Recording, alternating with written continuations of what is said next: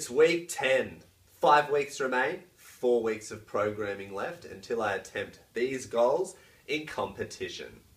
Now this week was a designated week off, but I can't stay away from the gym for a week. I need to get in there. It's a de-stressor for me, as I'm sure it is for many of you guys. So I use this week as an opportunity to target one of my weak spots. Now question time this week is brought to you by Brian Williams. Brian Williams, do you wear lifting straps just for the pulls? How come you don't use them all the time, like for your snatch work? I do use straps for my pulls all the time. I don't use straps all the time in general because I feel like that would create a dependence on using straps. When it comes down to it, when talking about snatch, it is really just personal preference why I don't use straps for the snatch work at the moment. There are plenty of lifters in the gym that use straps when they snatch. I'm about to become a rapper, watch out. I don't notice any kind of discernible difference, if any, compared to my snatching without straps to their lifting with straps. As I become a more advanced lifter, I imagine I'll incorporate straps into my snatch work a lot more.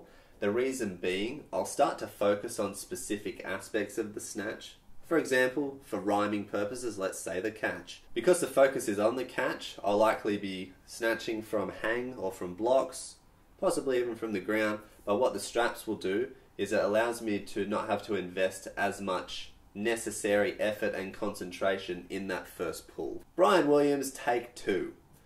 Are you going to continue weightlifting to achieve bigger numbers? Go up a weight class? No. This is my one attempt at lifting and I never want to do it again after this. I much prefer to do bicep curls and bench on the Smith machine. Nerd! Of course I'll continue. This is basically a snapshot of how I train Olympic lifting. I train like this most of the year. You saw my stronger bodyweight workout series first, and I wanted to show you the other side of the coin.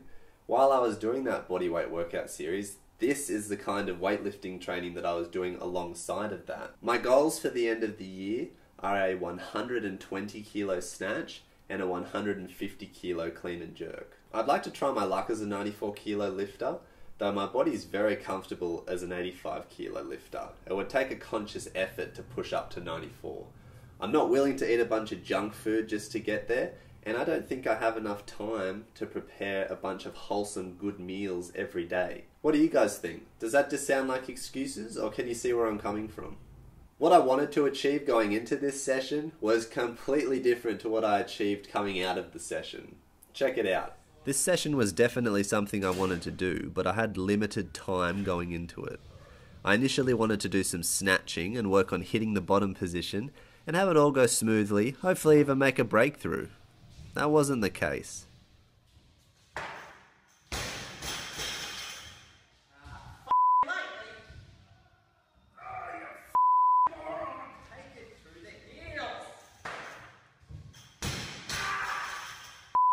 Concluding it would be better to walk away from the snatch than to beat a dead horse, I thought I'd do some deadlifting. First with the snatch grip, with a standard double overhand grip, just singles, I went from 120 kilos to 140 kilos, no lift because I dropped it, and tried for 150 kilos but couldn't hold it. I then employed a hook grip and got 150,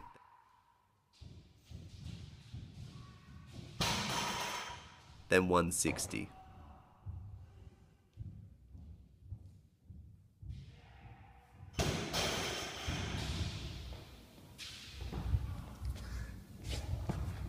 There you have it, guys. Within the space of 10 minutes or less, I added 20 kilos to my snatch grip deadlift simply by hooking the thumb.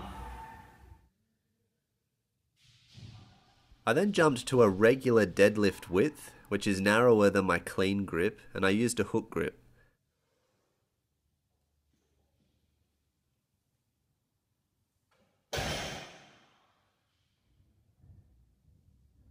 I took my lifting shoes off as for a deadlift, it's better leverage to have your feet flat to the ground.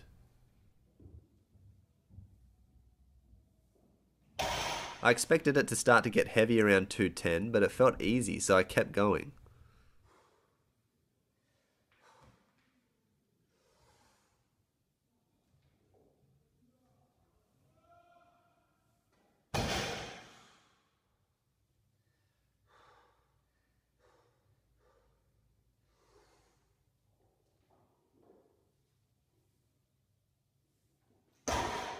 That was an equal PB, and it felt easier than the 220. This will be a 10 kilo PB.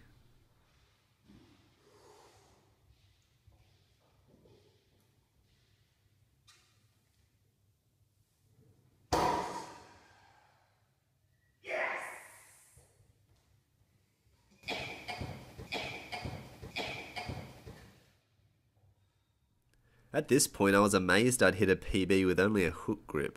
So I thought, let's see how much I can lift with accessories. So I put on a belt and some straps and went for 250 kilos. Amazingly to me, the accessories gave what felt like little to no help, possibly even less helpful than just the hook grip. I would have loved the 250, but I left the session very happy with a 10 kilo PB and the vision that 250 isn't too far off anyway. Post-workout was 100% whey gold standard by Optimum Nutrition. I hope you enjoyed the deadlift max out session. It was fun for me, and as you can see, advantageous to be spontaneous with your workouts from time to time. Next week is the beginning of the end, the final program that's going to take me into competition. What exercises will there be? How demanding will it get? You'll have to subscribe to find out. Of course, you can just tune in next Thursday, but we all know it's easier to just subscribe. As always, thank you so much for your support, and I'll see you guys next week for week 11.